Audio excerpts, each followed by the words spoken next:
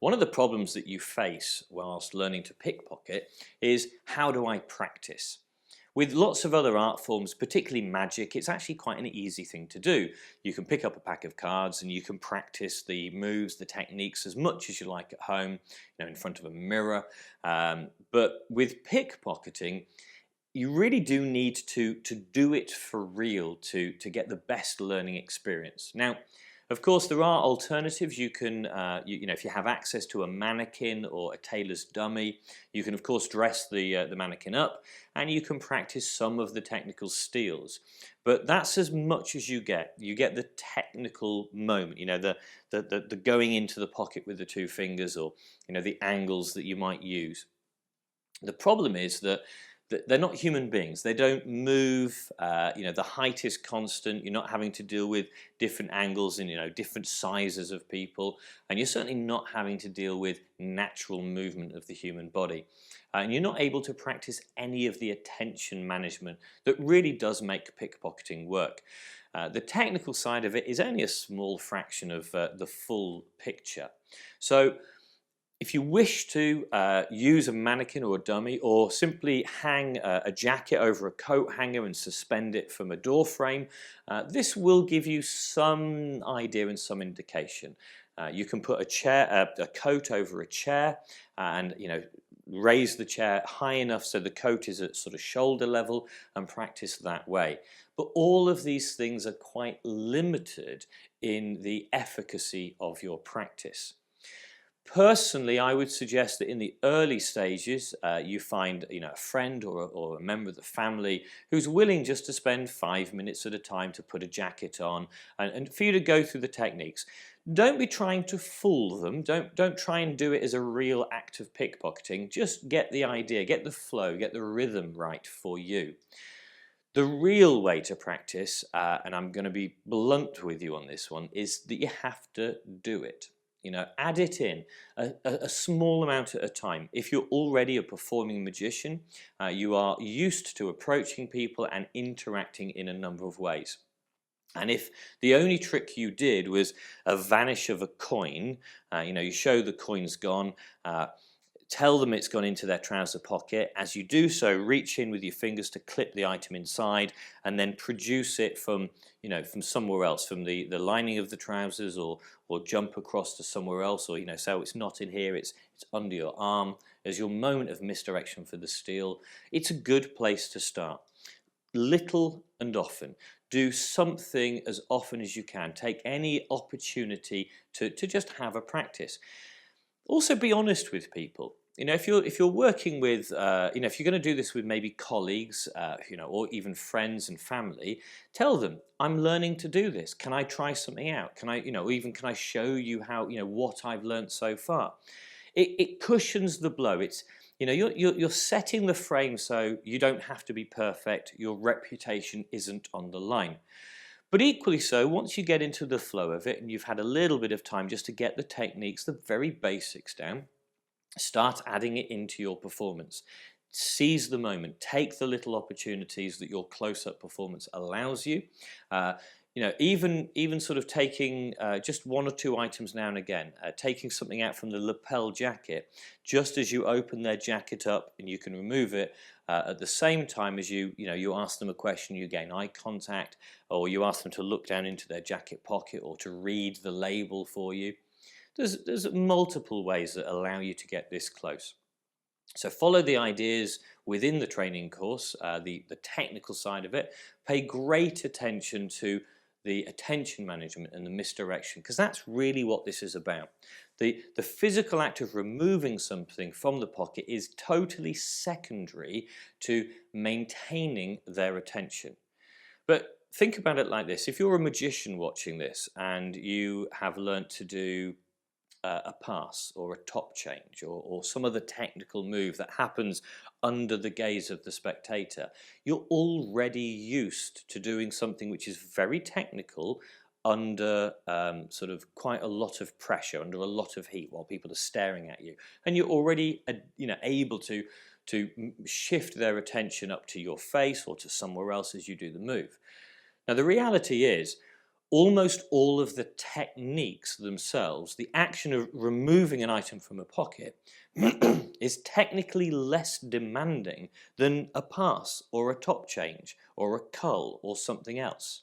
Yeah, what you're learning here is easier to do, technically speaking, than the majority of the stuff you've learnt as a magician.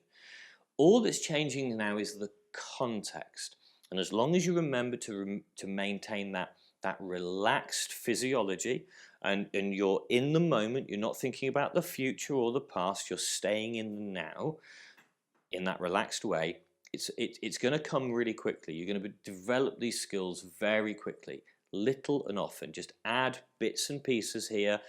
See an opportunity, take it. Literally take it. Okay. The worst case scenario is that somebody catches you, and the real key to dealing with those moments is to not make anything of them.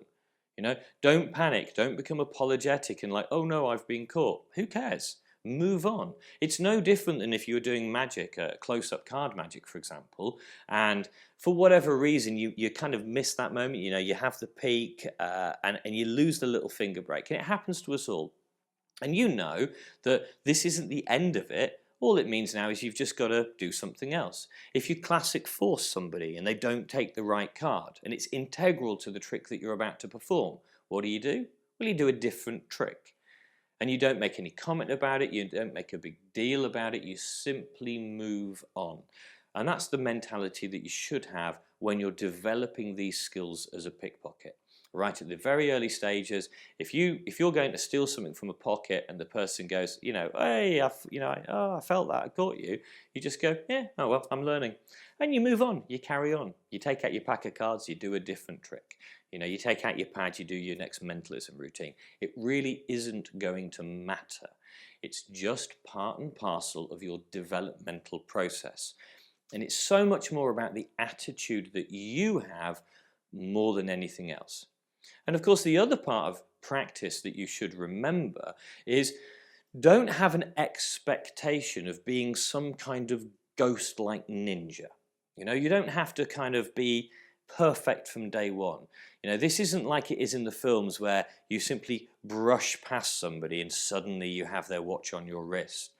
The reality is more often than not when you're pickpocketing, they are aware that your hand is going into their pocket. You're doing it openly. You're telling them, look, I'm putting my hand in.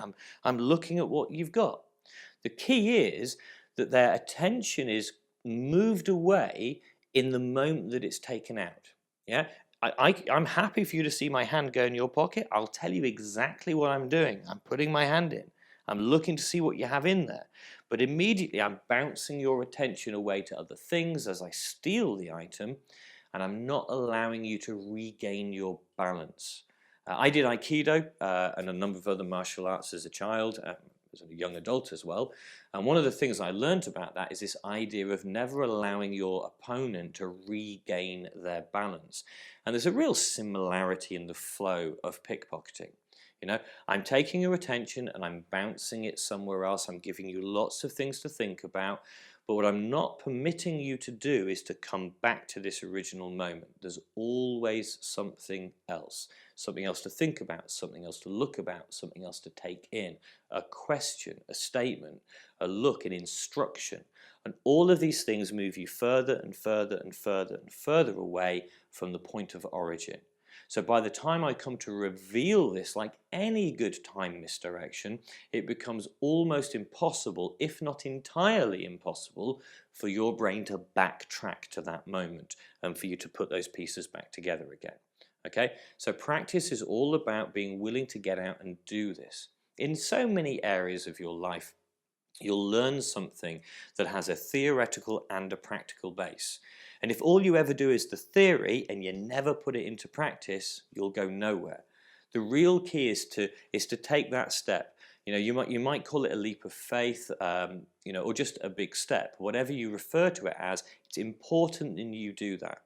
You can go to as many courses as you like. You can become what I like to call a course junkie, the kind of person that signs up to every single, for me, the people I noticed were hypnosis course junkies, the guys that would go to every single hypnosis course imaginable, collect as many certificates as they possibly could for attendance to these things, fill their bookshelves up with hypnosis books and memorabilia, but never really do it. They lacked the and it's not really confidence as such, it's will more than anything else. They lacked the will just to take that step to putting it into practice, because maybe for them the fear of failure was so great, but that's because they didn't understand the notion of failure. That it's only failure if that's how you perceive it. If you're willing to take these ideas, the soft skills that I've taught on this program and the technical skills, and put those together and be willing to take the next step to doing them, you'll find out how easy this is. There's another way to practice, of course, and that is after you've done it yourself and you've put this into practice, take the opportunity to meet up with other people who have done this course or other courses. Spend time with them. Go out and have some fun with them.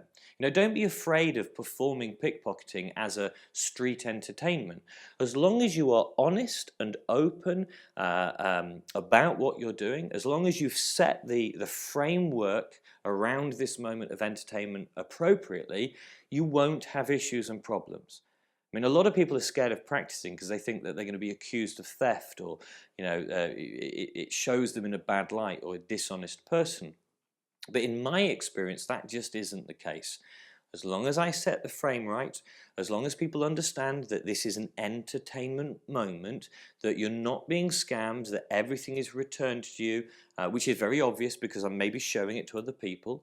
If I'm in the street and there's, if I'm pickpocketing, say, some guy, I will purposefully hand everything that I take to a trustworthy friend of his. If it's his girlfriend or his wife, I'll give her the things that I take off him, because that makes it so evidently clear to everybody watching that this is just entertainment.